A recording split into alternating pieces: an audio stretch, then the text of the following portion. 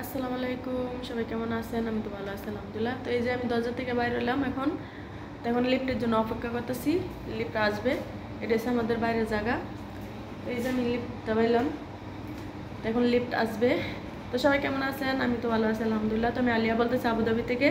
তো আজকের ব্লগ ভিডিওটা শুরু করলাম, আপনাদের সাথে কিছু কথা বলবো আর বাইরে কিছু শেয়ার করবো। এখন আমি বাইরে যাইতেছি, তো এখন লিফট চলে আসছে, এই যে ওপেন হয়ে গেছে। তো এখন আমি লিফটে ঢুকবো। তো এখন আমি নিচে যাব। তো আশা করি সবাই আমার সাথে থাকবেন আর কিছু বলবো, শুনবেন কথাগুলি। এখন আমি বাইরে যাচ্ছি, লিফট চলে আসতেছে। দেখেন লাইটগুলি কত সুন্দর। লিফটের থেকে চলে আসছি বাইরে। এই যে এখন লিফটের থেকে বাইরে চলে আসছে। এখানে একটা অ্যাম্বুলেন্স আসছে, জানি না কি হয়েছে।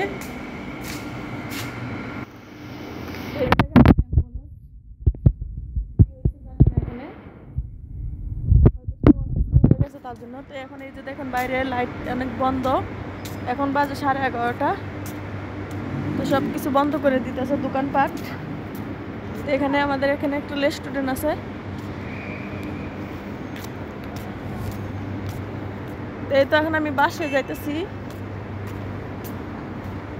এই যে দেখেন এখন রাত্রে বাজে 11:30। এখন সব কিছু বন্ধ।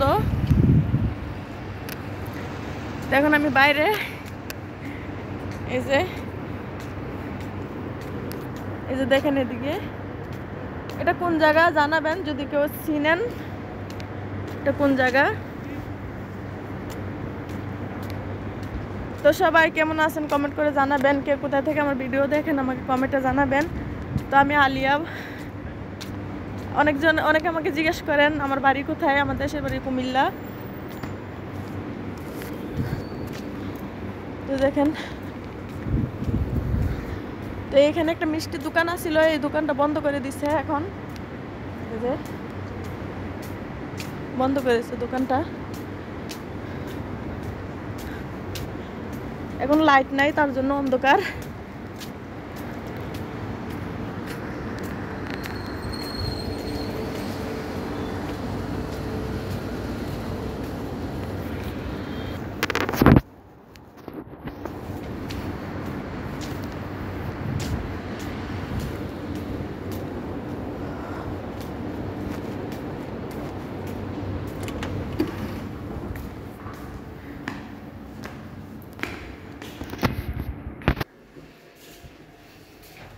চলে আসলাম, এই যে আমার বাসা।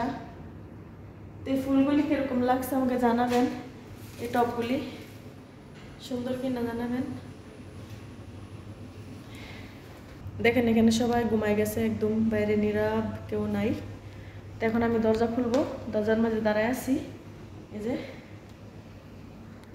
তো এই যে আমার সূর্যমুখী ফুলটা, আর এই যে আমার চাবি। এই যে দরজার চাবি, এখন দরজা খুলবো।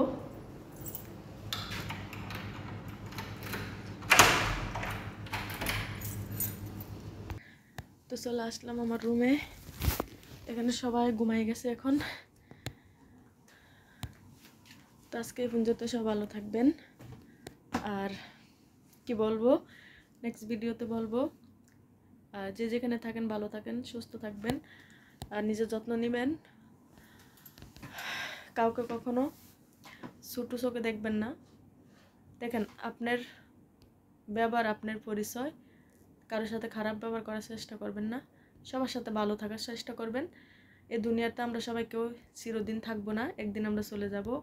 তাই আমরা চাই না যে কি আমরা কারো মনে কষ্ট দিয়ে যাই, কারোর সাথে দোকামি করে যাই, কারোর সাথে জুলুম করে যাই।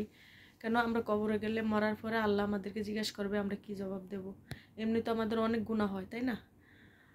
তো আশা করি সবাই আমরা মিলেমিশে থাকবো, একজন একজনকে ভালোবাসবো, এটাই আমাদের সাথে থাকবে। আল্লাহ হাফেজ।